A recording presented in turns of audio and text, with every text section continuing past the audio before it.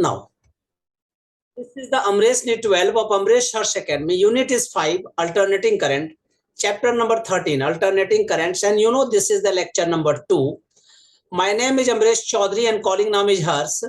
Today I will discuss topic and subtopics are resonance क्या होता है ये पढ़ेंगे आज हम लोग.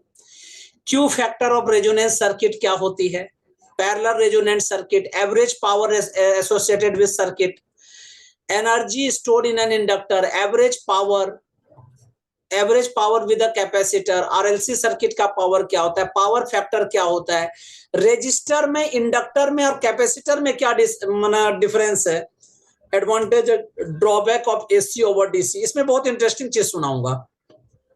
इसको कहते हैं वॉर ऑफ करंट. मैंने बताया भी था, ठीक है, कि दो एक टीचर और स्टूडेंट में ही झगड़ा हो गया था. ठीक है, वो एक थे, ठीक है, थॉमस एडिशन जिसको कहते हैं, और दूसरा थे निकोला टेस्ला. ठीक है, थॉमस एडिशन जो थे वो टीचर थे और निकोला टेस्ला उनके स्टूडेंट. टेस्ला वाली कार तुम लोगों ने सुना होगा. तो थॉमस एडिशन ने क्या किया था, डीसी का इन्वेंट किया था, डायरेक्ट करंट का उन्होंने इन्वेंट किया था. तो डायरेक्ट करंट बैटरी से हम लोग पहले लेते थे, और डायरेक्ट करंट एक जगह से दूसरे जगह भेजने में बड़ी दिक्कत होती है, पता है, बहुत ज्यादा पैसा उसमें लगता है. तो बाद में निकोला टेस्ला ने एसी का इन्वेंशन किया. अल्टरनेटिंग करंट को किन्होंने ये किया, निकोला टेस्ला. ठीक है, निकोला टेस्ला जो है, इन्हीं को कहा जाता है कि एसी का इन्होंने इन्वेंशन किया. तो इन्होंने अपने टीचर को कहा कि सर ऐसा है, डीसी जो है ना उतना अच्छा नहीं है. अगर किसी दिन तुम लोग हम मुझे पढ़ाओ आके कि सर आप जो फिजिक्स में ये पढ़ा रहे हो ना, ये आपको अच्छा से नहीं आता है, लाइए इसको हटा के दूसरा चीज पढ़ाइए, तो मेरा ईगो हट हो जाएगा. ठीक है, मैं भले अलग हूं, मुझे समझ में आ जाएगा कि भाई बच्चे टेक्नोलॉजी चेंज हो गया है, तो मैं समझ जाऊंगा. लेकिन वो जो है थॉमस एडिशन, उन्होंने नहीं समझे. बोले अच्छा, मेरा स्टूडेंट मुझे अब सिखाने चला है. और इन्होंने क्या किया था, उस समय जो थे ना, थॉमस एडिशन का एक छत्र राज्य था.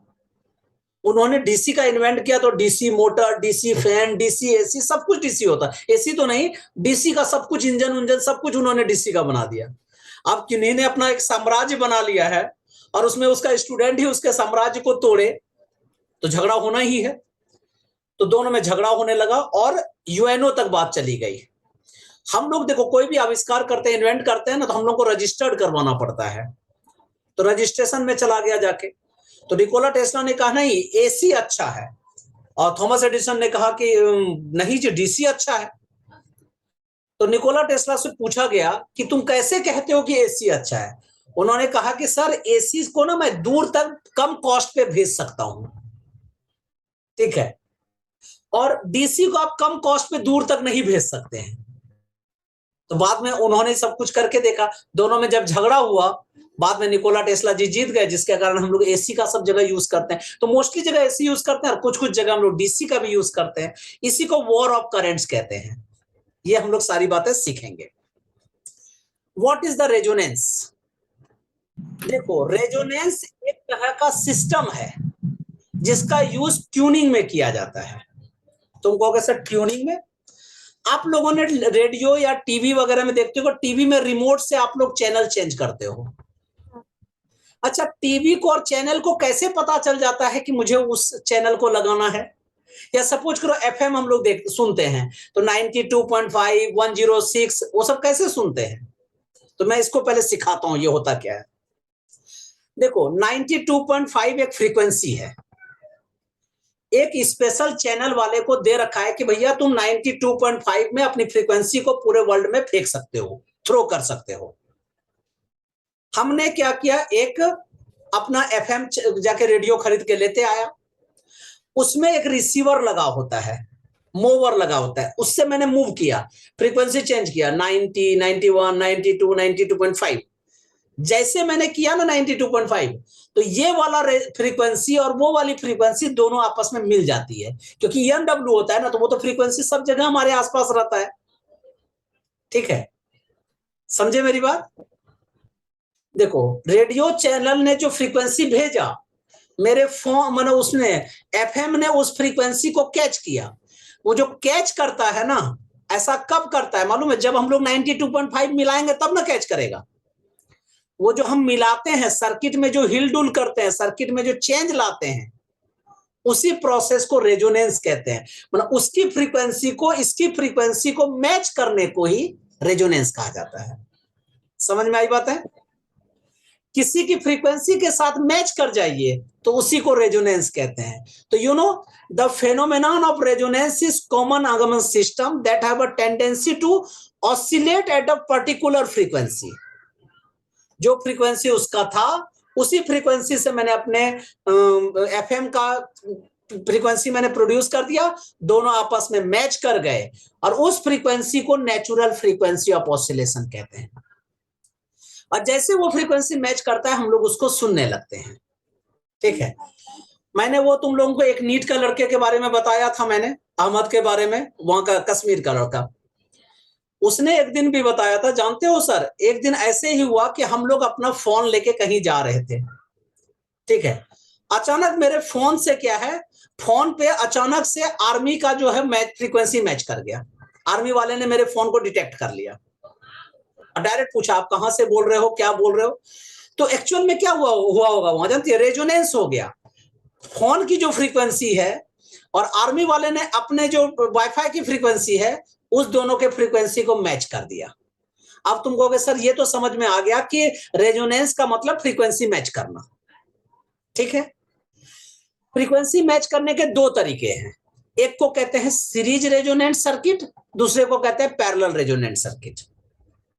सीरीज रेजोनेंट सर्किट में क्या होता है कि एक ऐसा सर्किट बनाना है जिसमें तीनों सीरीज में रहे। जैसे देखो, इंडक्टर, कैपेसिटर और रेजिस्टेंस, ये तीनों सीरीज में एक ही लाइन में है।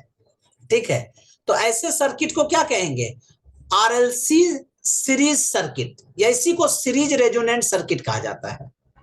समझ में आ गई मेरी बात है? अब जो ये फ्रीक्वेंसी प्रोड्यूस करेगा इसी को सीरीज रेजोनेंट फ्रीक्वेंसी कहते हैं। यस और नो? ये जो आरएलसी सर्किट का जो फ्रीक्वेंसी यहां पे प्रोड्यूस होगा उसको क्या कहेंगे बेटा, series resonant frequency circuit. Clear है? अब तुम कहोगे सर इंपिडेंस इक्वल टू क्या फॉर्मूला होता है, you know, under root are square plus XL minus एक्ससी whole square. X L क्या होता है, ओमेगा एल, एक्ससी क्या होता है, 1/ओमेगा सी, इसका होल स्क्वायर। यस और नो? अगर आपको रेजोनेंस करना है तो क्या होगा पता है, एक्सएल और एक्ससी आपस में इक्वल होंगे फॉर रेजोनेंस। अगर आपको रेजोनेंस करना है तो एक्सएल और एक्ससी क्या करना पड़ेगा, दोनों को इक्वेट करना पड़ेगा। तो एक्सएल इक्वल टू क्या फॉर्मूला होता है, omega L, X C is equal to क्या होता है, 1/ओमेगा सी। यस और नो? अब इसको क्रॉस मल्टीप्लाई कर दीजिए बेटा, omega into omega, omega square L C is equal to 1। So you know omega square equal to 1/LC, तो ओमेगा इज इक्वल टू 1/√अंडर/LC। क्लियर है? अब ओमेगा इज इक्वल टू क्या होता है, 2 न्यू, माने 2 इंटू फ्रीक्वेंसी। ठीक है, कैसे होता है वो भी बता देता हूं। Omega equal to 2 time period, और यू नो 1/टाइम period is called frequency. F भी लिख सकते हैं, न्यू भी लिख सकते हैं। तो 1/2 न्यू इज इक्वल टू 1/√अंडर/LC। तो frequency nu is equal to क्या फॉर्मूला हो गया, 2 को अगली साइड में लेके चले जाइए, तो you know 1/2 under root LC। जैसे जैसे आप एल और सी में चेंज लाते हो उसी तरह से फ्रीक्वेंसी चेंज होती है। माना एक ही मूवर से हम लोग 92.5 एक ही रेडियो एफएम खरीदा है, उससे 92.5 का भी गाना सुन सकते हैं, 102 का भी हम लोग न्यूज सुन सकते हैं, 1202 का हम लोग गाना सुन सकते हैं। कहने का मतलब क्या है, जैसे जैसे आप इसको घुमाते हैं, नॉब को घुमाते हैं, तो नॉब क्या करता है अंदर में पता है, एल और सी में चेंज लाता है, और जैसे चेंज लाता है एक पर्टिकुलर फ्रीक्वेंसी पैदा करता है, वो फ्रीक्वेंसी हमारे नेचुरल फ्रीक्वेंसी से मैच कर जाता है और हम लोग सुन लेते हैं। नाउ मेरी क्लास कभी कभी संडे संडे पे देखते होगे, वो सैटेलाइट क्लास होती है, याद है पहले 2-3 क्लास मैंने लिया था, उसमें सैटेलाइट क्लास होती थी। आप लोगों की भी क्लास हो रही होती थी उस समय, यूट्यूब पे भी कुछ क्लासेस हो रही थी उस समय, बाहर के बच्चों का भी कुछ क्लास हो रहा था, सब में रेजोनेंस हो रहा है। आप लोगों से तो डायरेक्ट मैं वायर से जुड़ा हुआ हूं, ऑप्टिकल फाइबर से जुड़ा हुआ हूं, सामने की क्लास हो गई। अब हमने YouTube पे डाला तो YouTube के साथ क्या किया, हम लोगों ने उसकी फ्रीक्वेंसी से अपनी फ्रीक्वेंसी मैच कर दिया। अब जो आदमी YouTube खोला है उसको दिख जाएगा। अब स्पेशल क्लास जो मेरी बाहर में हो रही है, यहां से हम लोगों ने क्या किया, मेरे पास एक टावर रखा हुआ है, प्रॉपर सर्वर बना हुआ है। जैसे ही मैं यहाँ पे क्लास लेता हूं, वो सारी फ्रीक्वेंसी, एक स्पेशल फ्रीक्वेंसी होता है उस टावर का, हम लोग फिक्स करके रखते हैं और वहां फोन करके बोल देते हैं कि भैया इस फ्रीक्वेंसी पे आज सुनोगे। वो लोग भी वही फ्रीक्वेंसी को मैच कर लेता है, मेरी सारी क्लास वहां पे लाइव दिख रहा होता है। जैसे आप लोगों को मेरी क्लास जा रही है तो कैसे जाता है, मेरा लिंक आप लोगों को जाता है। उस लिंक में होता क्या है, उस लिंक में मेरी फ्रीक्वेंसी होती है, एक स्पेशल फ्रीक्वेंसी होती है, और आपका लैपटॉप जैसे उस फ्रीक्वेंसी को खोलता है और दोनों की फ्रीक्वेंसी मैच कर जाती है, तो हम लोग आराम से आपस में एक दूसरे से ज्वाइंट हो जाते हैं। कहने का मतलब क्या है, ये सब सारा चीज रेजोनेंस हो रहा है। Resonance means matching to the two networks simultaneously. Clear है? अब तुमको अगर सर इसका यूज बताइए, एसी चैप्टर में आप पढ़ा रहे हैं, इसका यूज क्या है। सपोज करो मैंने यहां से करंट भेजा, दूसरे स्टेट में किसी ने करंट भेजा, मुझे कहीं पे ज्यादा करंट भेजना है, दोनों को मिला दीजिए और नया करंट पर प्रोड्यूस कर दीजिए। तुमको सर दो करंट को आपस में मिलाओगे तो स्पार्किंग हो जाएगा। आप तो चाह रहे थे भलाई करना और बुरा ही हो जाएगा वहां पे। यस और नो? नहीं, ऐसे नहीं मैच कर देना है। ये नहीं कि वहां का वायर लिए इसका वायर लिए दोनों को टच कर दिया, ऐसा नहीं करना है। पहले दोनों की रेजोनेंस को कैलकुलेट करना है, उसका एक्सएल कितना है, एक्सी कितना है, दोनों को मैच कर देना है, इक्वेट कर देना है। तब जो फ्रीक्वेंसी होगी, तब सिग्नल एक जगह से दूसरी जगह। करंट क्या है, सिग्नल है, करंट भी एक तरह का सिग्नल है, उसी तरह से सिग्नल जाएगी। तो रेजोनेंस बहुत इंपॉर्टेंट है, आगे चैप्टर में भी यूज करेंगे। फिर से मैं बताता हूं once more, what is the resonance. Resonance is the mapping of two signals. मतलब ये सिग्नल दोनों आपस में क्या करते हैं, मैप कर जाते हैं, मैच कर जाते हैं। ठीक है, इस प्रोसेस को रेजोनेंस कहते हैं। ठीक है, अब रेजोनेंस में क्या होता है, एक्सएल और एक्सी इक्वल होता है। उस समय फ्रीक्वेंसी 1/2 पाई रूट एलसी है। अब जैसे जैसे एल और सी में चेंज करोगे, वैसे वैसे फ्रीक्वेंसी में चेंज होगा। इसी कारण से हम लोग किसी भी फ्रीक्वेंसी को आपस में मैच कर सकते हैं।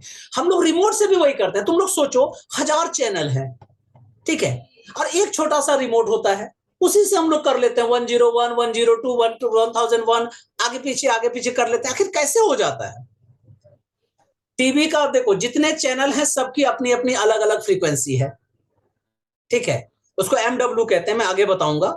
अब जैसे ही रिमोट से आप उसको ये क्लिक करते हो 101, तो उसके साथ मैच कर गया, इसको कर दिया आपने, दूसरा बटन दबा दिया, दूसरे के साथ मैच कर दिया, तीसरा किया, दूसरे दिख गया। ठीक है, अब देखो, जब भी तुम लोग पापा को लास्ट में सिग्नल, ये क्या कहते हैं, न्यूज एजेंसी चेंज करते हुए देखोगे ना, तुम लोगों के दिमाग में फटाक से मेरी यही बातें आएगी। ठीक है, कि कहने का मतलब है एबीपी न्यूज पापा भी देख रहे थे, इसका मतलब है एबीपी न्यूज वाले ने जो फ्रीक्वेंसी भेजा, वो पापा ने अपने रिमोट से टीवी के द्वारा उसको मैच कर दिया। अब इनका मन नहीं लग रहा है, अब इनको लग रहा है कि पुराना गाना सुने। ठीक है, तो तुरंत उन्होंने चैनल चेंज कर दिया। मान लो फगवा टीवी या कौन कौन टीवी होता है लगा दिया, सॉन्ग वाला टीवी लगा दिया। अब उसके साथ उसकी फ्रीक्वेंसी मैच कर गई। ठीक है, अचानक मम्मी आई, मम्मी बोली अच्छा जी, स्टार टीवी तो लगाया ही नहीं, वो तो मुझे चैनल क्या कहते हैं, वो जो नौटंकी सब तो देखा ही, मैं क्या बोलते हैं, सीरियल तो मैंने देखा ही नहीं। तो मम्मी ने आके रिमोट में ऐसे ऐसे कर दिया, देखा कि वो सीरियल वाला मैच कर गया। कहने का मतलब क्या है, कॉमन इज दैट कि सब में फ्रीक्वेंसी मैचिंग हो रही है। जिसके साथ फ्रीक्वेंसी मैच हो गई, उसी के आप ट्यून में वही वही सब आपको आराम से एक्सेस कर पाएंगे। नाउ अब तुम कहोगे सर, अगर इस समय में रेजोनेंट फ्रीक्वेंसी हम लोगों ने कैलकुलेट कर लिया कि nu is equal to 1/2 pi under root LC, इसी को जानते हो रेजोनेंट फ्रीक्वेंसी कहा जाता है बेटा, न्यू R लिखते हैं इसको, रेजोनेंट फ्रीक्वेंसी। अब अगर रेजोनेंट फ्रीक्वेंसी है तो तुमने कहा एक्सएल और एक्सी इक्वल होता है, तो Z इक्वल टू क्या फॉर्मूला होता है, under root R² plus XL minus XC whole square. और अभी आपने कहा एक्सएल और XC आपस में इक्वल है, तो उसकी वैल्यू 0 हो गई। तो Z इक्वल टू क्या हो गया, R, मतलब इंपीडेंस सिर्फ और सिर्फ रेजिस्टेंस की तरह ट्रीट करता है। तो इस समय में करंट क्या हो जाएगा, E0/Z is equal to E0/R। Yes और no? This frequency is called resonance frequency. ये वाले रेजोनेंस फ्रीक्वेंसी है, और उस समय रेजिस्टेंस बहुत कम होता है। जिससे कि आपके सर्किट में आराम से काम होता रहता है। नाउ न्यू टॉपिक लिखिए, Q factor of resonance circuit. ठीक है, Q factor of resonance circuit, ये सीखो ये क्या है। आप लोगों ने देखा होगा कि एफएम में जब गाना सुनते हो ना, और अचानक आपकी गाड़ी, अगर गाड़ी पे बैठे हो और आपकी गाड़ी जा रही है, तो एफएम में देखना प्रॉपर आवाज नहीं आती है, आवाज ऐसे करके ऐसे ऐसे आवाज आने लगती है, कटने लगती है। या बहुत बार हम लोग जब क्लास लेते हैं, देखना किसी किसी नेटवर्क जाने लगता है। मैं बार बार कहता हूँ नेटवर्क देखो, नेटवर्क को ये करो। बहुत लोगों का देखना वीडियो, एक दो क्लास ले रहे थे बच्चे, उसका वीडियो अच्छा नहीं आ रहा था, किसी बच्चे का ऑडियो अच्छा नहीं आता है। तो इसका मतलब क्या है पता है, कि उसका क्यू फैक्टर अच्छा नहीं है। मतलब वो मैच तो मेरे से कर रहा है, लेकिन उसका जो मैच है वो मेरे से शार्प नहीं है, मेरी फ्रीक्वेंसी से शार्पली मैच नहीं है। तो क्यू फैक्टर जो है किसी भी सर्किट का एक ऐसा क्वांटिटी होता है जो शार्पली मैच करता है। ठीक है, तो पढ़ के सुनाइए Ridhima. The characteristic of a series resonant circuit is determined by the Q factor or quality factor of the circuit. It defines sharpness of tuning at resonance. ना क्लियर? नेक्स्ट पूजा पढ़ के सुनाइए। The Q factor of series resonant circuit is defined as the ratio of voltage developed across the inductance or capacitance at resonance to the impressed voltage, which is the voltage applied across R. कहने का मतलब क्या है, Q जो होता है क्या होता है, क्यू फैक्टर उसको कहते हैं, शार्पनेस बताता है। जैसे मैंने जितनी फ्रीक्वेंसी पर भेजा उतनी ही फ्रीक्वेंसी उसकी मैच करनी चाहिए। तो तुम कहोगे सर उसको कैलकुलेट कैसे करते हैं, तो लिखिए formula, Q is equal to VL और VC अपॉन VR। इन दोनों के रेशियो को निकाल लीजिए, इससे ही पता लग जाएगा कि उसका क्यू फैक्टर कितना है। ठीक है, आप लोगों के सिलेबस में इसको डराइव नहीं करना पड़ता है, सिर्फ और सिर्फ ये फॉर्मूला याद रखना पड़ता है, Q is equal to 1 upon RC, 1 upon R under root L upon C। ठीक है, यही Q जो है, Q एक नंबर है, वही नंबर हमें बताता है कि किसी से उसकी फ्रीक्वेंसी कितनी मैच करेगी या करंट कितना मैच करेगा। ठीक है, Q ही हमें ये सब बताने का काम करता है। एग्जाम्पल देखो, मेरे घर में 220 वोल्ट करंट आ रहा है। ठीक है, सपोज करो मेरे मोहल्ले में 50 लोगों ने करंट और ले लिया, आ रहा है कम वोल्टेज, और यहां सबने ले लिया, तो हमारे मोहल्ले का क्या होगा, वोल्टेज कम हो जाएगा या नहीं हो जाएगा। अब मैंने वहां पे फोन करके बोला कि भैया वोल्टेज कम हो गया, वोल्टेज बढ़ा दो, तो कैसे बढ़ाएगा, वो क्या करेगा, देख लेगा इतने घरों के लोग हैं, उतना वोल्टेज उसने बढ़ा दिया। लेकिन ऐसा है, अगर वोल्टेज बहुत ज्यादा बढ़ा दिया तो मेरे सारे घर का सर्किट तो जल सकता है, अगर थोड़ा भी ऊपर नीचे हो गया तो क्या करते हैं पता है, हम लोग अपने मीटर के पास एक स्पेशल फैक्टर लगाते हैं, उसको शार्प फैक्टर कहते हैं, फ्यूज के पास लगा रहता है। जितना करंट आ रहा है हमें जितना चाहिए उसी के साथ फ्रीक्वेंसी मैच करते हैं। 220 तक आ रहा है तो हम लोग लेंगे जी, अदरवाइज बाहर छोड़ देते हैं। इसी तरह से जब आप लोग गाना उना सुनते हो एफएम में, तो क्या करते हो, 192.5 है तो 92.5 का एकदम एक्यूरेट या आगे पीछे, थोड़ा सा आगे पीछे गाना सुन सकते हैं। मतलब फ्रीक्वेंसी का एक गाने का क्यू फैक्टर का एक रेंज होता है। अगर सपोज करो 92.5 है तो 92.4 से 92.6 तक, ठीक है, उसका रेंज हो गया। मतलब इतने के रेंज में वो गाना आप आराम से सुन सकते हैं। लेकिन सबसे अच्छा कब सुनेंगे आप, जब एक्यूरेट 92.5 है। आपका सर्किट अच्छा कब होगा, जब क्यू फैक्टर ज्यादा होगा, और ज्यादा मींस मैच जब करेगा 92.5 से। तो कहने का मतलब है, आप लोगों ने देखा होगा 150-200 रुपए में भी एफएम मिल जाता है। एक अच्छा एफएम जो है 50-50 हजार रुपया का मिलता है। दोनों में डिफरेंस क्या है, टेक्निकली ये डिफरेंस है कि जो 50,000 वाला एफएम है वो 92.5 का एकदम शार्प फैक्टर, मतलब इसका जो क्यू फैक्टर होता है एकदम एग्जैक्ट इसी के इक्वल होता है। ठीक है, तो जैसा क्यू फैक्टर होगा उस, और क्यू फैक्टर को मैच करने का पावर उसका ज्यादा होता है, इसलिए उसमें एक्यूरेट सब सुनाई पड़ता है। 92.5 92.8 है, जितना जो भी चेंज करना हो। कहने का मतलब क्यू फैक्टर क्या होता है, क्यू फैक्टर किसी भी सर्किट का एक स्पेशल क्वालिटी फैक्टर होता है जो डिफाइन करता है कि उस सर्किट में कितनी फ्रीक्वेंसी आए या कितना करंट आए। क्लियर है मेरी बात है? आप लोगों को सिर्फ दो बातें याद रखनी है। The characteristic of resonant circuit determined by the Q factor. Q factor is the sharpness of tuning at the resonance, पहली बात। दूसरी बात, Q is equal to VL और VC अपॉन VR, बस that's it. Parallel resonant circuit.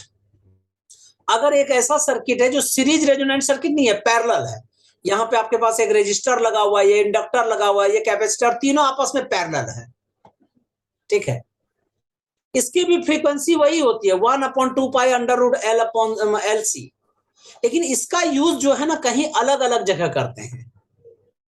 ये सब लोग daily life में करते हैं, ये जो सीरीज वाला है हम लोग डेली लाइफ में करते हैं, लेकिन ये जो पैरेलल वाला है ये स्पेशल पर्पस में करते हैं, स्ट्रेटेजी वगैरह में। जैसे आर्मी उर्मी के पास इस तरह का सर्किट होता है, वो किसी भी फ्रीक्वेंसी को मैप कर लेता है, तो वो पैरेलल रेजोनेंट सर्किट होते हैं। फ्रीक्वेंसी दोनों की सेम होती है, लेकिन इसकी बनावट जो है वो अलग होती है। अरे वाह, शुद्ध कितना हिंदी बोल रहा हूं मैं, ठीक है। इसके जो स्ट्रक्चर्स हैं ये इस तरह से होते हैं, और भी बहुत सारे फैक्टर होता है, मेन चीज यही है। न्यू टॉपिक लिखिए, average power associated with resonance और नॉन इंडक्टिव सर्किट, ठीक है। Average power associated with resonance और नॉन इंडक्टिव सर्किट। कोई ऐसा सर्किट है जिसमें सिर्फ और सिर्फ रेजोनेंस है, सॉरी क्या बोल रहा हूं मैं, रेजिस्टेंस है, सॉरी रेजिस्टेंस है। अब इस रेजिस्टेंस में करंट अगर पास कर रहा है तो इसका एवरेज पावर कितना होगा। फर्स्ट लेक्चर में मैंने डिस्कस किया था कि इसका टोटल करंट, एवरेज करंट 0 होता है, ठीक है। IRMS करंट भी टोटल 0 होता है, तो क्या पावर भी 0 होता है क्या? तो मैं आंसर पहले बता देता हूं, यस, इसका पावर भी 0 होता है। तो कैसे वो प्रूव कर रहे हैं? कोई भी सर्किट अगर आपके पास है जिसमें रेजिस्टेंस है और AC सोर्स है, तो पावर निकालेंगे। Power is the rate of doing work, class 11th में पढ़ा हुआ है आपने, power equal to work upon time. दूसरा फॉर्मूला पढ़ा है आपने, power equal to voltage into current, दोनों फॉर्मूला लिख लीजिए। अगर एक प्योर रेजिस्टेंस सर्किट है तो उसमें E इक्वल टू क्या फॉर्मूला होता है, E0 sine omega T. E से EMF हो गया, V से वोल्टेज हो गया, यहाँ पे EMF की बात हो रही है, तो E equal to E0 sine omega T. तो मैं लिख देता हूं यहाँ पे, you know E is equal to E0 sine omega T. Current I is equal to क्या होता है, I0 साइन ओमेगा टी। ये प्योर रेजिस्टेंस सर्किट है, इसलिए ऐसी बातें हैं। अब तुम कहोगे सर मुझे इंस्टेंटेनियस पावर निकालना है। पावर माना इंस्टेंटेनियस पावर, इंस्टेंटेनियस पावर माना किसी भी टाइम, स्पेसिफिक टाइम में पावर निकालना है, तो क्या होगा, E इंटू आई। E के जगह में क्या लिखोगे, E0 sine omega T. I के जगह क्या लिखेंगे, I0 sine omega T. Yes और नो? अब दोनों को मल्टीप्लाई कर दीजिए, power equal to work upon time होता है, तो dW upon dt is equal to E0 into I0 sine square omega T. Yes और नो? अब मुझे dW निकालना है, टोटल वर्क चाहिए ना, तो पहले dW निकालते हैं। तो क्या हो जाएगा, E0 into I0 sine square omega T dt। Total work निकालना है तो इंटीग्रेट करना पड़ेगा जी। Integration of dW from 0 to W is equal to integration of E0 I0 sin square omega t dt from 0 to 0 से लेकर t तक। dw का इंटीग्रेशन क्या होता है, w, lower limit is w 0 और higher limit is w। E0 और I0 constant, इसको बाहर कर दीजिए, sine square omega T dt from 0 to t, higher limit minus lower limit, तो W is equal to E0 into I0। यहां तक clear है रिधिमा? अब साइन स्क्वायर ओमेगा टी का इंटीग्रेशन करते हैं। तो मैथमेटिकल टूल में जब आप लोगों को मैथमेटिक्स पढ़ाया गया होगा तो उसमें मैंने बताया था फॉर्मूला आप लोगों को कि 1 minus cos 2 theta is equal to formula होता है 2 साइन स्क्वायर थीटा। यस और नो?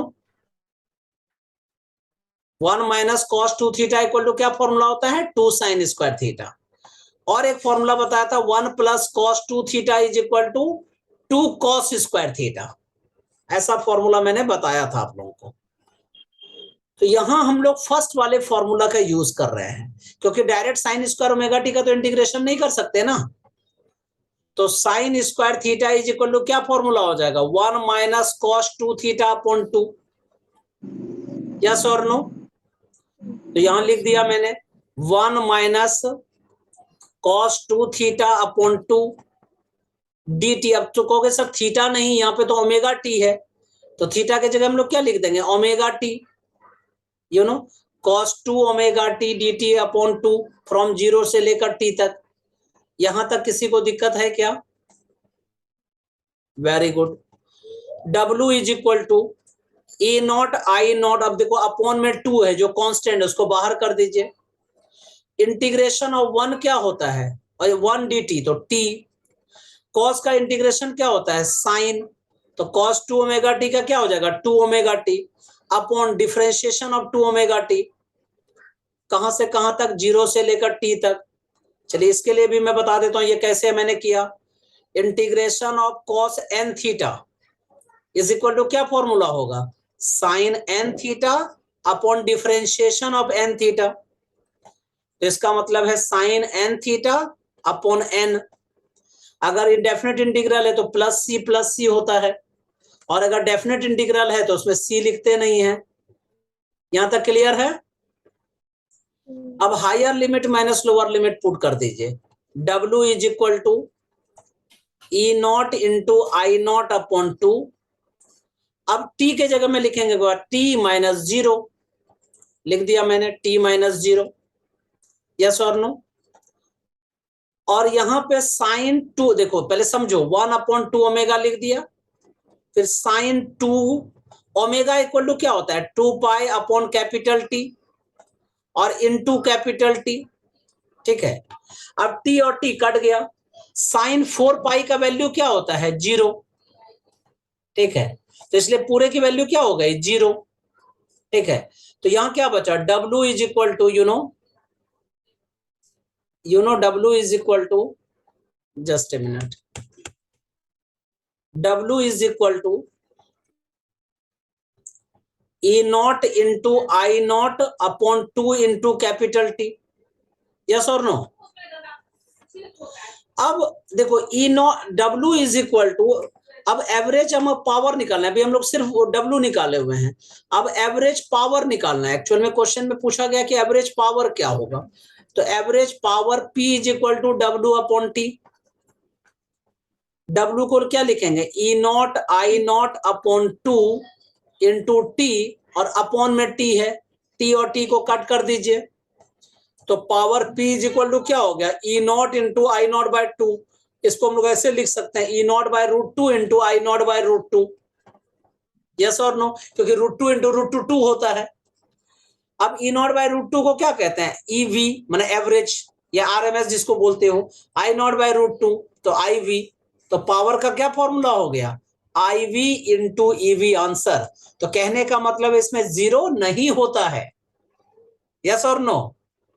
तो तुम कहोगे सर जब आप पढ़ा रहे थे पहले बोला कि एवरेज पावर रेजिस्टेंस का 0 होता है, ऐसा क्यों? क्योंकि मैं तुम लोगों के अंदर कीड़ा पैदा कर दिया कि आगे जब प्रूव करेंगे तो समझ में आ जाएगा। तो ये बड़ा सा डेरिवेशन है, इसको जरूर याद रखिएगा कि average power due to the resistance circuit कितना होता है जी? ये EV P equal to EV into I V. EV क्या है? I R M S EMF, और IV क्या है? IRMS current. Now new topic, energy stored in an inductor. ठीक है, अगर आपके पास एक इंडक्टर है, इसमें आपने करंट डाला, तो इसमें एनर्जी स्टोर हो जाएगी। तो कितना एनर्जी स्टोर होगा? तो वो हम लोग कैलकुलेट कर रहे हैं। तो पहले EMF इक्वल टू क्या फॉर्मूला होता है? Minus L into DI/dt। ये किसके लिए होता है? इंडक्टर के लिए होता है, मैंने बताया भी था फर्स्ट लेक्चर में ही। ठीक है, अब work done, power is equal to क्या फॉर्मूला होता है, work done upon time, dw/dt। Power equal to क्या होता है, E इंटू आई। ई के जगह हम लोग क्या लिख सकते हैं, मैग्नीट्यूड वाइज क्या लिख सकते हैं, L इंटू di/dt और इंटू आई, यस और नो। अब हमें dw निकालना है, तो dw इज इक्वल टू क्या हो जाएगा, L into di into I upon dt into dt। अब dt कट हो गया, यस और नो। तो dw इज, तो you know dw is equal to L into I into D I. अब टोटल निकालना है तो इंटीग्रेट कर दीजिए, integration of dw is equal to integration of Li into D I. कहां से कहां तक, 0 से लेकर w तक, ये 0 से लेकर मैक्सिमम करंट तक आई नॉट तक। dw का इंटीग्रेशन क्या हो गया, w। आई का इंटीग्रेशन क्या होता है, I square by 2, lower limit is 0, higher limit is I naught. तो आंसर क्या बोल सकते हैं हम लोग, energy stored E is equal to, या energy stored U is equal to W is equal to half into Li square भी लिख सकती हो या Li नॉट स्क्वायर भी लिख सकते हैं, एक ही बात है। क्लियर है, तो लिख लीजिए U is equal to W is equal to half Li naught square. Clear है। Now new topic, average power associated with an inductor. अगर आपके पास इंडक्टर है तो इसमें एवरेज पावर कितना होगा। तुम कहोगे सर वही वाला फॉर्मूला लगाएंगे ना, ये वाला करेंगे सारा कुछ। I equal to I naught sine omega T के बदले क्या लिखेंगे, I naught sine omega T minus π/2 equal to E naught sine omega T. बहुत बड़ा कैलकुलेशन, 2 पेज 3 पेज करेंगे और आंसर 0 आ जाएगा। ये बात हो गई, पेपर में आप लोगों का आता नहीं है, और लॉजिक आप लोगों को सिर्फ पता होना चाहिए कि क्यों ऐसा होता है। देखो, अगर तुम इंडक्टर रखे हो इसमें, तो यहां से करंट एसी में जाएगा, इसको चार्ज कर देगा, यस और नो। बोलो भाई, अगर ये इंडक्टर रखे हो, तुम इधर से करंट जाएगा और उस इंडक्टर को क्या करेगा, चार्ज करने लगेगा, उसमें इंडक्शन होने लगेगी, और कितनी एनर्जी उसमें जमा हो जाएगा, बोलो बोलो, हाफ Li स्क्वायर, यस और नो। अब देखो, तुम्हारे घर में जितना प्रोड्यूस हुआ उसको कोई खाने वाला है ही नहीं, तो क्या होगा, डिस्ट्रॉय हो जाएगा। तो ये इंडक्टर फिर क्या करेगा पता है, अगर इसने इसको जाके पहले करंट ने जाके इसको इंड्यूस किया, ठीक है, और थोड़े समय के बाद कोई यूज करने वाला नहीं है, इसने आके फिर क्या किया, इस पे डिस्ट्रॉय कर दिया, तो टोटल वर्क डन कितना हो गया, 0। कहने का मतलब क्या है कि जब भी इंडक्टिव सर्किट होता है, इंडक्टर होता है, तो उसमें जितने भी एनर्जी प्रोड्यूस होते हैं, इंडक्टर उसको क्या करता है, यूज नहीं करता है, अपना इंडक्शन प्रोड्यूस करके और बैक करंट प्रोड्यूस करके। यहां इसलिए मैंने लिखा है build up of current is return back to the source during the fall of current, और आके टोटल फिर आके सर्किट को स्ट्राइक कर देता है, वर्क डन 0 हो जाती है। लॉजिक सीखना है। अब तुमको अगर सर अगर कोई कैपेसिटेटिव सर्किट है तब, देखो ये कैपेसिटर है, यहां पे आपने क्या रखा है, एसी सोर्स रखा हुआ है। मैंने एक क्लास में बताया भी था आप लोगों को, फर्स्ट लेक्चर में देख लीजिएगा, मैंने बताया था, ठीक है, कि अगर कैपेसिटेटिव सर्किट रहे और डीसी सर्किट रहे तो उसको ब्लॉक कर देता है, क्योंकि सारा करंट वो कंज्यूम करने लगता है। लेकिन ये एसी सोर्स है, तो ये क्या करेगा, सबसे पहले करंट इसको चार्ज करेगा, कैपेसिटर चार्ज फुल चार्ज हो जाएगा, और जब फुल चार्ज हो जाएगा तो कैपेसिटर क्या बोलेगा, भैया अब हमको नहीं चाहिए करंट, तो जितना करंट यहां से जाएगा फिर रिटर्न अपने सर्किट में आ जाएगा, तो वर्क डन कितना हो गया, 0।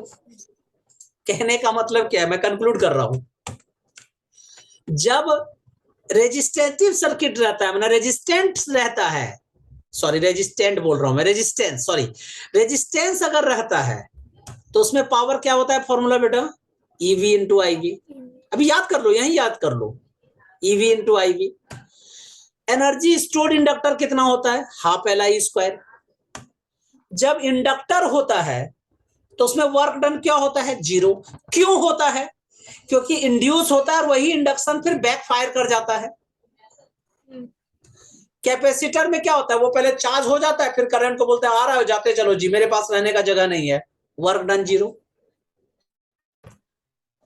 तुम कहोगे सर अगर एक ऐसा सर्किट है जिसमें कि आर एल एंड सी दोनों है, मतलब तीनों है, तब इसका बड़ा सा डेरिवेशन आता है जो आपके सिलेबस में डेरिवेशन नहीं है, सिर्फ आपका इसका रिजल्ट जो है वो आपके डेरिवेशन में है, और उसका फॉर्मूला होता है power P is equal to EV into IV into cos phi.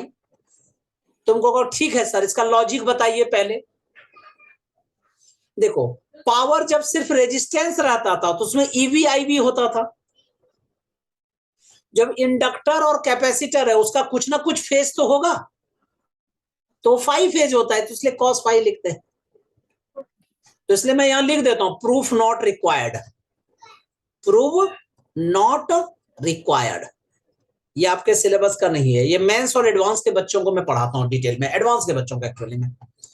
तो power P is equal to क्या फॉर्मूला होता है, EV into IV into cos phi. Average power in RLC circuit equal to EV IV cos phi। What is the power factor of an AC circuit? कोई भी circuit है उसका power factor क्या होता है? तो you know formula is here, power factor is equal to true power upon apparent power, true power upon apparent power. तुमको sir true power क्या होता है, EV IV cos phi. Apparent power क्या होता है, EV into IV, EV IV cut कर दीजिए, answer क्या हो गया, cos फाई। cos फाई को ही पावर फैक्टर कहते हैं, तो मैंने लिखा है P is called true power, EV IV is called apparent power और virtual power, and cos phi is called power factor of the circuit. हर सर्किट का एक पावर फैक्टर होता है। आपके घर में भी जब करंट आ रहा होगा उसी के बेसिस पे आपके घर में मीटर लगा होगा। देखिएगा कि जब छोटे छोटे कम यूज कर रहे हैं आप लोग, तो आपके घर में 2 kV का मीटर लगा होगा। अगर आप घर में AC उसी सब कुछ चला रहे हैं तो आपके घर में 5 kV का लगा हुआ है रहेगा। अपने घर में सर्वर AC उसी सब कुछ चला रहे होंगे तो 10 kV का होगा। मैंने मैसेज दे दिया, मेरे घर में सर्वर उर्वर AC उसी सब चल रहा है, तो कितने का है, 10 kV का। तुम कहोगे सर इससे फायदा और लॉस? देखो 2 kV वाले का जो है ना उसका बिजली बिल कम आता है, ऐसे भी यूज कम होता है और उसका बिजली रेट जो है वो कम ही होता है, 3.5 होता है पर यूनिट। अब 5 kV वाले में क्या है, लोगों उसको पता है, जो इलेक्ट्रिसिटी सप्लाई करता है उसको मालूम है कि इसके घर में AC उसे सब चल रहा है जी, तो उसका बिजली बिल तो और भी थोड़ा ज्यादा होता है। 10 kV में क्या होता है, इसमें भी बहुत ज्यादा दिया जाता है। इसके बाद एक और होता है 20 kV, ठीक है, उसमें क्या होता है कि बिल जो आपके घर में आता है वो सारा मतलब क्या कहते हैं, कमर्शियल बिल आता है। तो कहने का मतलब क्या है कि ये जो पावर फैक्टर है यही डिसाइड करता है कि आपके घर में, पावर फैक्टर से ही पता चलता है कि आपके घर में कितने केवी का ये बिल मीटर लगेगा। नेक्स्ट, पावर फैक्टर में अब एक चीज और सीख लीजिए कि अभी हमने पावर फैक्टर का फॉर्मूला जाना कि कॉस फाई होता है और इसको रेजोनेंट ट्राइंगल कहते हैं।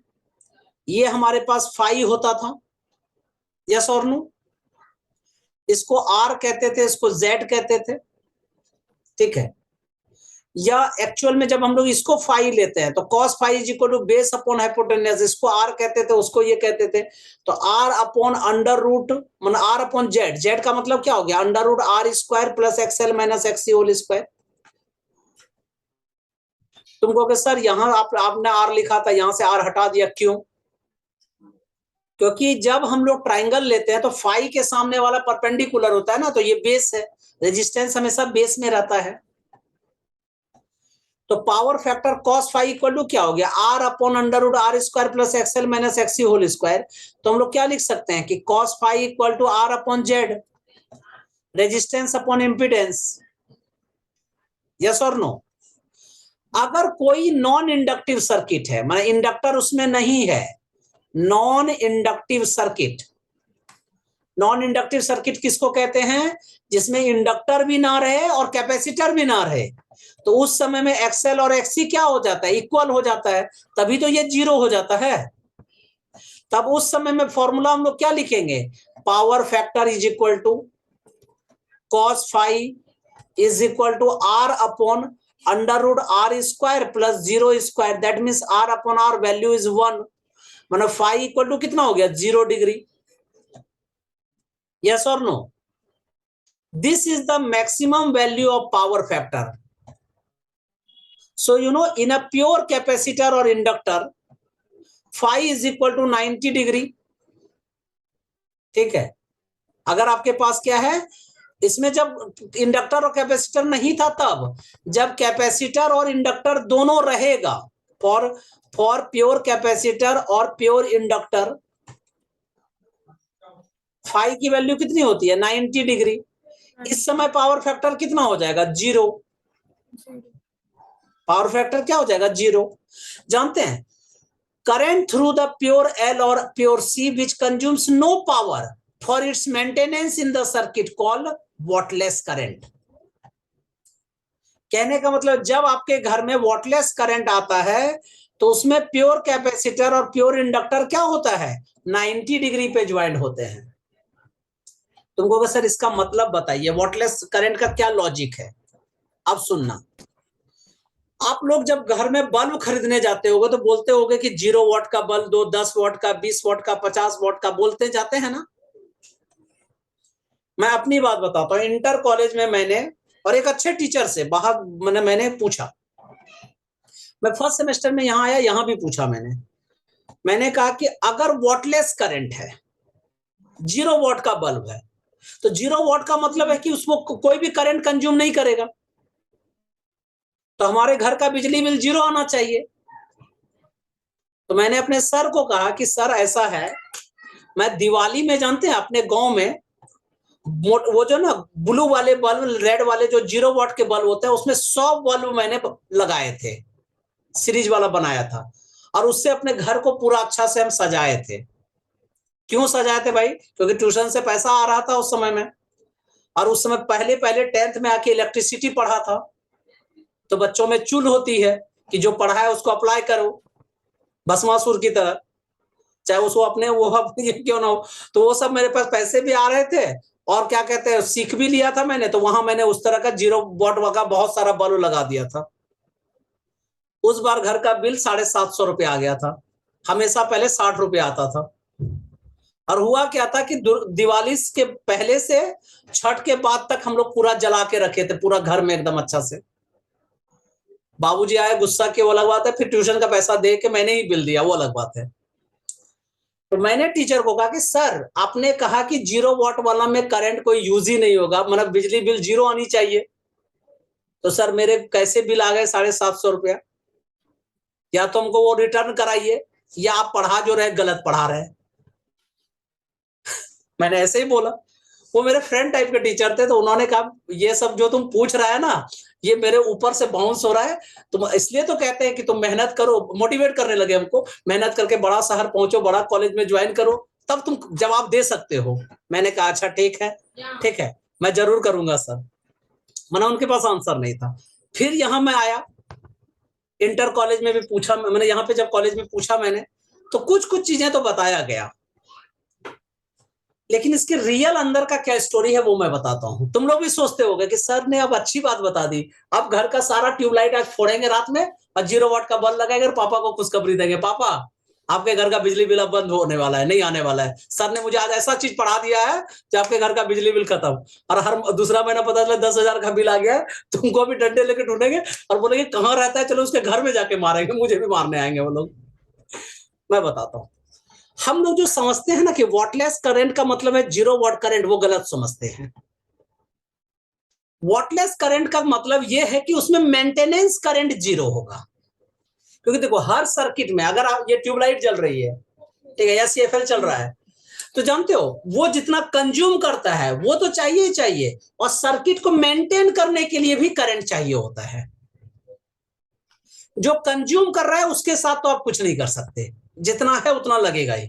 हाँ, अगर 0 वॉट का बल्ब लगा देंगे तो उसका जो मेंटेनेंस करंट होता है वो 0 हो जाता है। क्यों हो जाता है? क्योंकि इंडक्टर और कैपेसिटर उसमें पैरेलल हो जाते हैं, सॉरी परपेंडिकुलर हो जाते हैं, 90 डिग्री पे हो जाते हैं। कहने का मतलब क्या है कि अगर तुमने सपोज करो घर में ट्यूबलाइट लगा दिया है तो उसमें जितना करंट आपको दे रहा है रेजिस्टेंस की वजह से वो तो दे ही रहा है, उसमें इंडक्शन भी हो रहा है, कैपेसिटर के कारण स्टोर भी कर रहा है वो, इसके कारण बिजली बिल थोड़ा सा ज्यादा आ रहा है। लेकिन अगर आपने 0 वॉट का बल्ब लगा दिया तो 0 वॉट ने क्या किया? स्टोर कुछ करके रखा नहीं, उसने सारा करंट आप मैंने करंट को आप लोगों को हीट बना के दे दिया या लाइट बना के दे दिया आपको। तो 0 वॉट तो अच्छा होता है, ये बात तो पक्की है। कब? जब प्योर कैपेसिटर और प्योर इंडक्टर जब परपेंडिकुलर होते हैं, मेंटेनेंस करंट 0 होता है। ठीक है, तुम कहोगे, अब जैसे एग्जांपल देखिए, कुछ आप लोग सुनते होंगे कि कुछ कार खरीदने जाते हैं, पापा बोलते हैं ये कार मुझे खरीदनी है क्योंकि इसका मेंटेनेंस 0 है। मारुति की कार लोग खरीदते हैं, मेंटेनेंस 0 है। ठीक है, मर्सिडीज नहीं खरीदते भाई, क्योंकि मेंटेनेंस ही मांगते रहता है, हर 1 महीने बाद नहीं भी कुछ होगा तो जैसे नहीं होता है दिल्ली की लड़कियां समझाए कुछ भी हो या ना हो उसको हर दिन रंगाई पुताई करने हर 10 दिन बाद लेके जाना है। ठीक है, ये एकदम प्योर गांव की होती है, कुछ नहीं भाई, इसका मेंटेनेंस ही नहीं होता। ठीक है, खाना देना, खाना भाई देना, अब देखो खाने का पैसा तो लगेगा ही लगेगा, कहने का मतलब जो कंडक्शन जो करंट यूज कर रहा है उसका लगेगा। हाँ, रंगाई पोताई जरूरत नहीं पड़ेगी, मतलब मेंटेनेंस करंट 0 होगा। तो इसलिए वॉटलेस करंट का लॉजिक यही होता है। Next new topic, real resistor, inductor और कैपेसिटर, ये तीनों में डिफरेंस क्या है? आप लोग देखते होंगे इस तरह से रेजिस्टेंस बनाते होंगे, इस तरह से इंडक्टर होता है, इस तरह से कैपेसिटर होता है। ये तो फिगर बता दिया मैंने, शेप ऐसा होता है। तो रेजिस्टर वो है जो करंट को पास करने से मना करे, यही हुआ। लेकिन इसमें रेजिस्टेंस तो है लेकिन इसमें इंडक्शन नहीं होना चाहिए और होता भी नहीं है, माने करंट को ये इंड्यूस नहीं करता है, ये करंट को कंज्यूम भी ना करे, वो कहने का मतलब स्टोर भी ये ना करे, इसीलिए उसको रेजिस्टर कहते हैं। इंडक्टर क्या होता है? जो प्योर इंडक्टर है, प्योर इंडक्टर की बात कर रहा हूं, प्योर इंडक्टर में रेजिस्टेंस 0 होता है जब वो प्योर रहता है। मैं फिर से लिख रहा हूं, रेजिस्टेंस 0। हाँ, इंडक्टर उसकी मैक्सिमम होती है, मतलब चार्ज को ये इंड्यूस करता रहता है बार बार। इसमें कैपेसिटेंस 0 होती है। कैपेसिटर में क्या होता है? जो प्योर कैपेसिटर होता है उसमें रेजिस्टेंस बिल्कुल नहीं होती। ठीक है, इंडक्टेंस भी बिल्कुल 0 होती है। हाँ, कैपेसिटेंस मैक्सिमम होती है। लेकिन मैं आपको बता दूं कि प्योर रेजिस्टर और प्योर इंडक्टर और प्योर कैपेसिटर नहीं पाए जाते हैं। कुछ ना कुछ रेजिस्टेंस तो उसकी होगी ही होगी, कुछ ना कुछ करंट को तो मना करेगा ही करेगा। तो कहने का मतलब एक्चुअल प्रैक्टिस में pure capacitor, pure resistor, pure ideal resistor, pure ideal inductor और आइडियल कैपेसिटर नहीं होते हैं। क्लियर है मेरी बात है? Now what are the advantage and disadvantage of AC over DC? मैंने अभी थोड़ी देर पहले आपको बताया था कि इसको वॉर ऑफ करंट कहते हैं। टीचर और स्टूडेंट ही झगड़ पड़े थे, लेकिन ह्यूमन के वेलफेयर के लिए झगड़ना अच्छी बात है। पता चला तुम लोगों ने सुन लिया है, दूसरे दिन से झगड़ा करने, और अच्छा सर वो दोनों झगड़े थे इसलिए महान बने थे, चलिए हम दोनों भी झगड़ा करेंगे। ठीक है, ऐसा बिल्कुल नहीं है। ह्यूमैनिटी के लिए इन्होंने झगड़ा किया था, इसको वॉर ऑफ करंट भी कहा जाता है। ठीक है, नाम क्या था उनका? Thomas Edison. मैं लिख देता हूं, बहुत लोगों को यह नाम याद नहीं रहता है, थॉमस एडिसन। एडिशन में कहीं का स्पेलिंग ईडी देखोगे, कहीं कहीं एडी दिखते हो। ठीक है, इसलिए वो अपनी मर्जी से लिख लेना भाई, देख लेना, गूगल कर लेना। ठीक है, सेकंड वाले को कहते हैं निकोला टेस्ला। इन्होंने एसी का इन्वेंशन किया था और इन्होंने डीसी का किया था। ठीक है, लेकिन ऐसा बिल्कुल नहीं है कि डीसी का यूज नहीं होता है, डीसी का भी हम यूज है हमारे लाइफ में, एसी का भी यूज है। लेकिन अभी हम लोग एसी के देखो, जिसको हम लोग चाहते हैं उसको क्या कहते हैं? बड़ा बड़ा करके बोलते हैं। ठीक है, मान लो कोई मेहमान आया यार, आपको पता है एक ही दिन रहना है, तो आप बहुत अच्छा आप एक आंख से अंधे हैं, कोई बात नहीं, एनर्जी आप बचाते हैं, आप तो शुक्राचार्य है जी।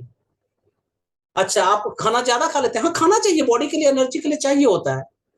वही 10 दिन रुक जाए तो उसकी निंदा स्टार्ट हो जाएगी, एक अरे काना आदमी साला बैठा हुआ है 10 दिन से मेरे घर पे। ठीक है, कहने का मतलब क्या है कि जिसकी आप बात कर रहे हैं उसकी आप बड़ाई करते हैं, यहाँ पे बड़ाई नहीं कर रहे, उसके बारे में आप अच्छे से बता रहे हैं। इसको कहते हैं advantages of AC over DC.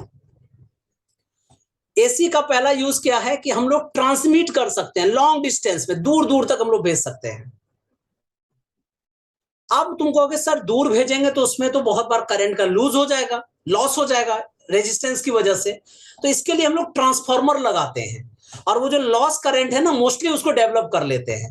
तो क्या लिखते हैं, alternating current can be transmitted over the long distance using step up transformer, the loss of energy is negligible, direct current can not be transmitted as such.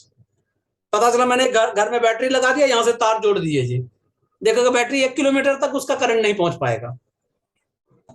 The AC voltages can be easily varied using transformers. Transformer की help से हम लोग AC voltage को आराम से कम ज्यादा कर सकते हैं। AC can be easily converted into DC, AC से हम लोग डीसी को भी एसी में से डीसी में कन्वर्ट कर सकते हैं। आप लोग देखते होंगे जो वो हम लोगों का ट्रेन जो है वो डीसी से चलता है, उसमें बहुत सारे डिवाइस हम लोग लगा देते हैं, एसी यूज कर लेते हैं, कहीं भी बल्ब जलाने के लिए एसी यूज कर लिया, फिर बाकी ट्रेन को चलाने के लिए डीसी यूज कर लेते हैं, तो बहुत सारा इसका एसी को हम लोग इजिली कन्वर्ट कर सकते हैं। तो आप जो भी आप लोग ट्रेन चलते हुए देखते हैं वो डीसी होता है, इसलिए दिमाग में कभी भी मत रखिएगा कि डीसी झटका नहीं मारता। ट्रेन के ऊपर भी बहुत लोग ट्रेवलिंग करते हुए वीडियो सब आप लोगों ने देखा होगा, उसका झटका बड़ा तगड़ा होता है, इसलिए दिमाग में ये बिल्कुल नहीं बिठाना है कि डीसी झटका नहीं मारता है, करंट नहीं लगता है, डीसी से भी करंट लगता है। हाँ, जब वो कम वोल्टेज का होता है तो हम लोग इसके लिए हैबिचुअल होते हैं, इसलिए कुछ फर्क नहीं पड़ता है। The magnitude of AC can be reduce using a chalk coil, ठीक है, without involving loss of energy. हम लोग एसी के मैग्नीट्यूड को कम ज्यादा कर सकते हैं। AC is easier and cheaper to generate than DC, AC पैदा करना थोड़ा इजी होता है। क्या करते हैं हम लोग, उसको घुमाते रहते हैं और उससे एसी हम लोग जो प्रोड्यूस हो जाता है। AC generator are usually more robust and their effective efficiency is high, AC बहुत अच्छा है। अभी एसी की अच्छी अच्छी बातें हम लोगों ने की है, अब इसकी कुछ निंदा कर लेते हैं, 2-3 दिन रह गया ये drawbacks of AC. It is more dangerous to work with AC at high voltage, जो आदमी उसके साथ काम करेगा चिपक जाएगा, दूर से भी रहेगा तो चिपका लेगा अपने पास। The moment of insulation is faulty, one gets a severe shock.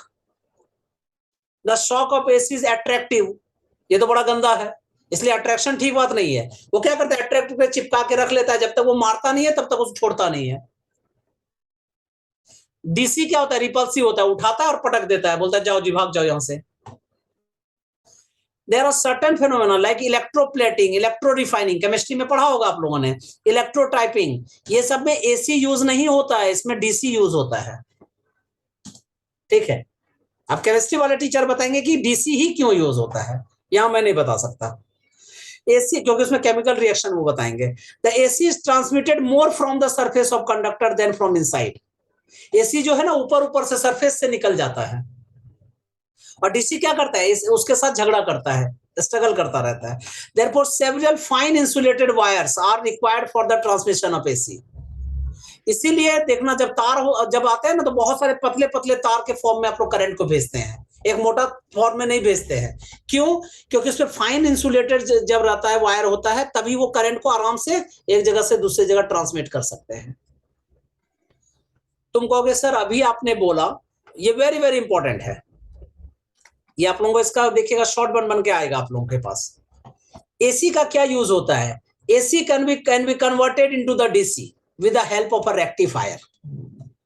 AC का यूज आप डीसी बनाने में करते हैं, किस डिवाइस की हेल्प से करते हैं, रेक्टिफायर की हेल्प से करते हैं। तुम कहोगे सर होता कहां है, आप लोग मोबाइल चार्ज करते होंगे, करंट आ रहा होता है, उसमें एसी होता है, यहां टच करते हो इसका कुछ नहीं हो रहा है, ये डीसी है। इसमें इसी से हम लोग फोन को आराम आराम से चार्ज कर लेते हैं। तो जानते हैं क्यों?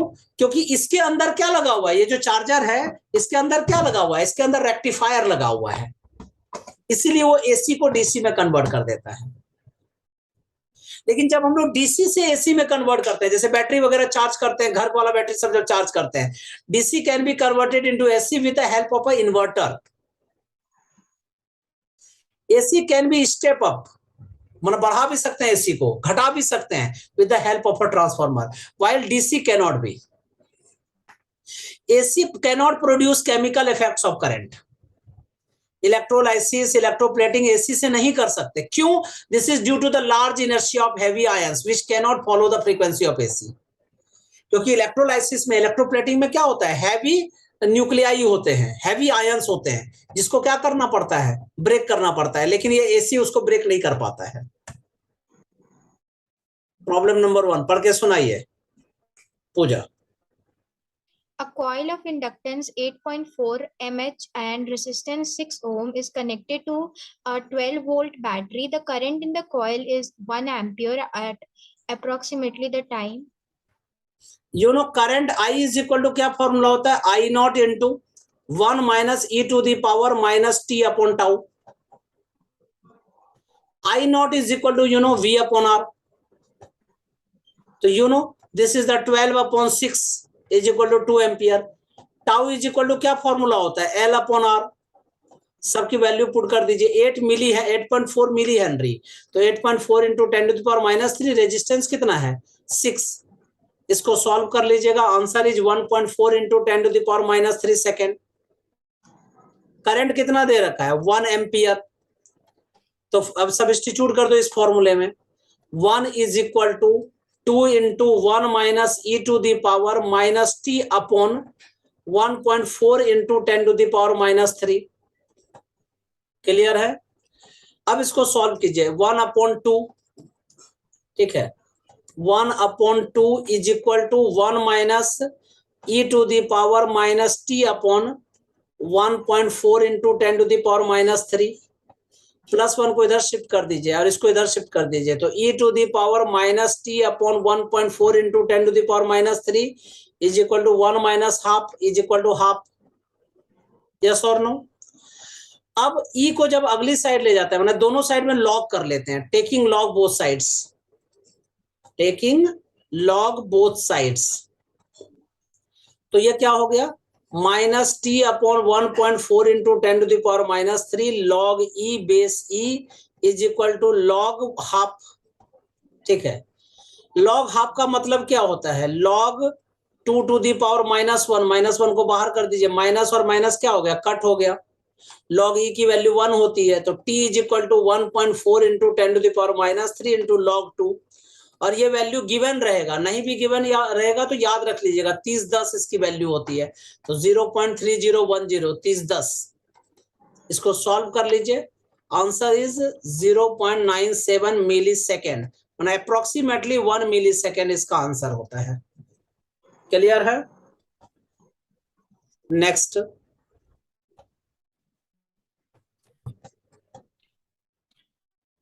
when an a coil of wire having inductance and resistance has a conducting ring placed coaxially within it, the coil is connected to a battery at time t is equal to 0, so that a time dependent current I1 t starts flowing through the coil. If I2 t is the current induced in the ring and bt ये is question आप लोगों के लिए the बहुत कम आता है, ये mains में एक्चुअली आता है, ठीक है, फिर भी मैं बता देता हूँ, I1t मतलब करंट इज इक्वल टू क्या होता है, K1 into 1 minus E to the power minus T upon tau. ये सिर्फ फॉर्मूला याद रखना है इसका, बस और कुछ नहीं करना है। ये कब होता है, जब ग्रोथ ऑफ करंट होता है। मैग्नेटिक फील्ड क्या होता है, करंट के डायरेक्टली प्रोपोर्शनल होता है, तो हम लोग क्या लिखेंगे, BT is equal to K2 into 1 minus E to the power minus T upon tau. Yes और नो? और हम लोग जानते हैं कि current is directly proportional to dB upon dt, ठीक है, तो I can say that I2t is equal to K3 into e to the power minus T upon tau.